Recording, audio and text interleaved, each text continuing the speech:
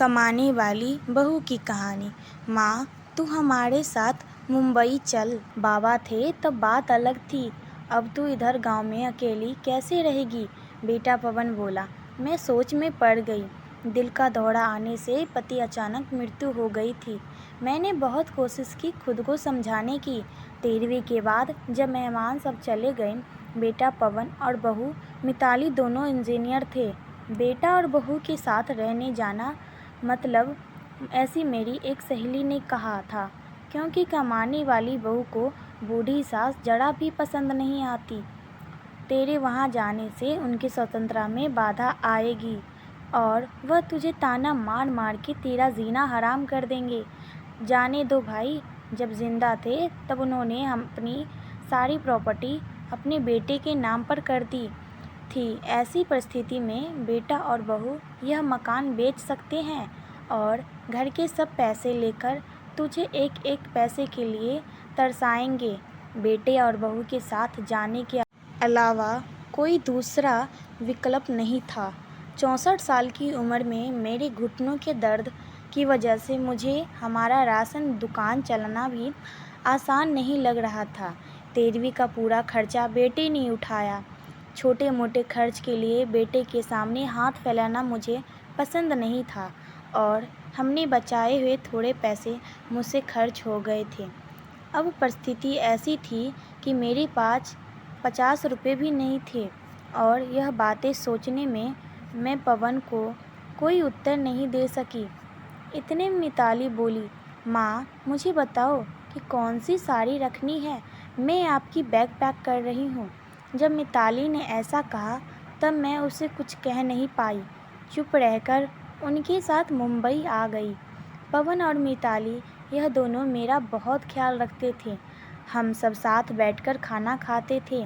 उनकी याद नहीं आनी चाहिए, इसीलिए दोनों मुझे बहुत खुश रखने का प्रयत्न करते थे।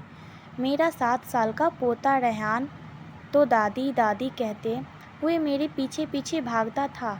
मैंने कौन सी चीज़ मंगाई थी कि वह मुझे तुरंत लाकर देता था। ये सब देखकर मेरे मन को बहुत शांति मिली थी। मैं सोचने लगी कि लोग बेवजह ही आजकल के लड़के और लड़कियों को बदनाम करते हैं और कहते हैं कि बूढ़े माँ बाप का सम्मान नहीं करते, उनकी देखभाल नहीं करते। खासकर बहू कमाने वाली होगी तो सास को ठोकरों पर रखेगी। लेकिन मैंने देखा है कि ये सारी सिर्फ बातें, हर उंगली की बहू सेम नहीं होती। आज सब ने बाहर घूमने का प्लान बनाया था। हम सब मॉल में गए। उधर घूमते घूमते पवन और मिताली एक दुकान में कुछ खरीदने के लिए रुके। मैं और रेहान थोड़ा आगे गई। आइसक्रीम की दुकान देखते ही रेहान बोला, दादी मुझे आइसक्रीम खानी है। मेरे ऊपर जैसे बिजली ही गिर गई, क्योंकि मेरे पास तो पैसे ही नहीं थे। दिन में कभी मुझे पैसे की ज़रूरत नहीं पड़ी। अभी क्या? मेरा उदास चेहरा देखकर रेहान वापस बोला, ले दो ना प्लीज़, माफ़ कर दे बेटा, मेरे पर्स में घर भूला गई हूँ।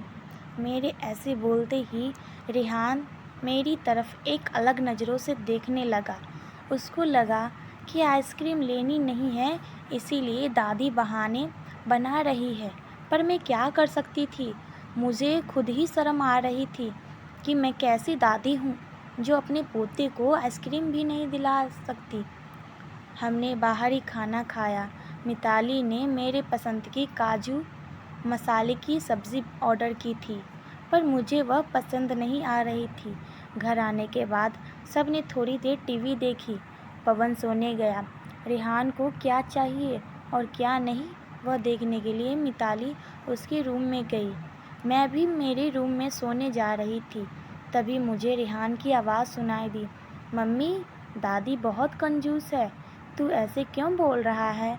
हाँ मम्मी, हम जब मॉल में घूम रहे थे तब मैंने दादी से आइसक्रीम मांगी तो वो कहने लगी कि मेरे पर्स घर पर भूल गई हूँ। यह अच्छा है क्या मम्मी? कंजूस दादी रेहान क्या है? दादी के बारे में ऐसे बोलने से पहले तूने सोचा नहीं क्या तेरी दादी इस वक्त कितनी दुखी है? तू समझ नहीं सकता दादी को कितना दुख है। बेटा, दादी और दादाजी गांव साथ रहने थे। तभी अचानक दादाजी हम सबको हमेशा के लिए छोड़कर चले गए। जिस व्यक्ति के साथ हम 24 घंटे साथ रहते हैं, साथ उठना बैठना खाना पीना हम साथ करते हैं, हम सब अपना सुख दुख बांटते हैं, वही व्यक्ति जब अचानक हमको छोड़कर चला जाता है तो कितना दुख होता है। तू अभी नहीं समझ सकता। सोच, अचानक तेरी मम्मी पापा तेरे से बहुत दूर गए, इतने दूर ही वह कभी वापस नहीं आ पाए, तब तुझे बुरा नहीं लगेगा? क्यों नहीं मम्मी, मैं तुम दोनों के बिना रह नहीं सकता, रेहान बोला। बेटा, फिर सोच, दादाजी के बिना तेरी दादी कैसी रहती होगी?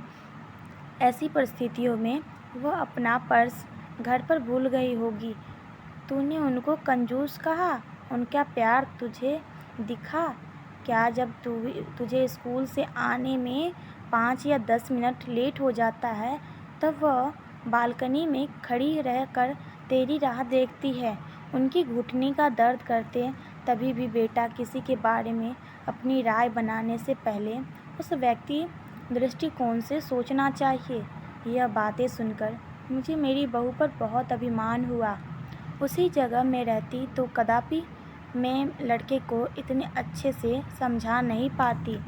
दूसरे दिन सुबह पवन ऑफिस गया, रेहान स्कूल, मिताली ऑफिस जाते जाते मेरे हाथ में कुछ पैसे देने लगी। ये कहा, बेटा मुझे पैसों की क्या ज़रूरत है? मैं बोली, माँ, किसको पैसों की कब ज़रूरत पड़ जाए कह नहीं सकते। आप मंदिर जाते हो, कभी दान पेटी में डालो, कभी रेहान को कोई चीज़ लिए जिद की हो तो आप उसे वह चीज़ ले दो। पर बेटा, माँ, जब यही पैसे पवन ने आपको दिए होते तो आपने मना किया होता क्या? नहीं ना, आपकी बहू भी कमाती है, तो आप अपनी बहू से पैसे क्यों नहीं ले सकती? मिताली का कहना सुनकर मेरी आंखों से आंसू आने लगे। जो मेरे बेटा नहीं समझ सका, वह मेरी बहू ने समझा। मेरी बहू जैसी बहू सबको मिले। मैंने भगवान से प्रार्थना की, ऐसी बहू मुझे हर जन्म में मिले। लोग बिना कारण कुछ कमाती बहुओं का दुर्व्यवहार देखकर सब कमाती हुए बहुओं को दोष देते हैं। कुछ बहुएं मिताली जैसी समझदार, सुलझी और बड़ों का आदर करने वाली होती है। यह कहानी अगर आपको पसंद आती हो तो हमारे चैनल को लाइक शेयर सब्सक्राइब ज़रूर करना। हमें कमेंट करके बताना कि अगली कहानी हम आपके लिए कौन सी बनाएं। तब तक के लिए धन्यवाद।